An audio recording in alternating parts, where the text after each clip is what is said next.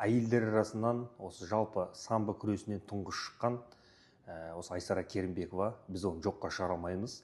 Көз тірісінде біз адамды бағалап үйренуіміз керек. Дүниеден өткеннен кейін басына тас қойып жылаудың ол бәрінің қолынан келеді ғой. Енді Айсара ханым әрине 20 жыл бойы сол өзінің ауласын сыпырып, сол жерден нәпақасын тауып, күнін көрген, бағана КСК-да жұмыс жасайды екен осы күнге дейін.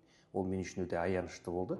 Эфирге шығарған кезде көпшілігі түсінбей жатты, неге деген сияқты, қалай жүр деген сияқты, неге біз білмедік деген сияқты.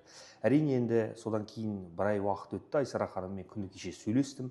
Енді Самал Суға рахмет, барып қолдап, қолпаштап кеткен екен. Мақсат Қиқымов деген азаматқа рахмет, барып телефонын апарып берген екен, ол ерлік. Ал жалпы содан кейін Ербол Мырзабосынов мырза Қуантайұлы, ол кісі әрине тапсырмасын естідік, берді. Бірақ өкінішке орай не екені белгісіз, Алматы қаласының спорт басқармасының басшысы Айсара ханымға бармапты.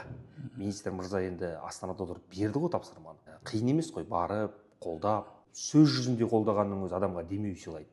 Бар екен ғой дейді. Сондықтан енді әрине Ербол мырзаға біз сенеміз, ол кісі айтқан уәдесінде тұрады. Мен қателеспесем, Айсара ханым алдында айтып жатқан, Астанаға барам, Ербол мырзаның сол қабылдауында болам деп. Енді әрине үлкен бір нәтиже күтеміз. Бір жағадан бас, бір жеңнен қол шығаратын уақыт. Осындай аналарымыз жыламау керек. Осындай аналарымызды көз тірісінде бағалайық, құрметтейік. Сол кезде арттан өсіп келе жатқан басқа қыздар болашақтары жарқын болады. Сол, рахмет сізге.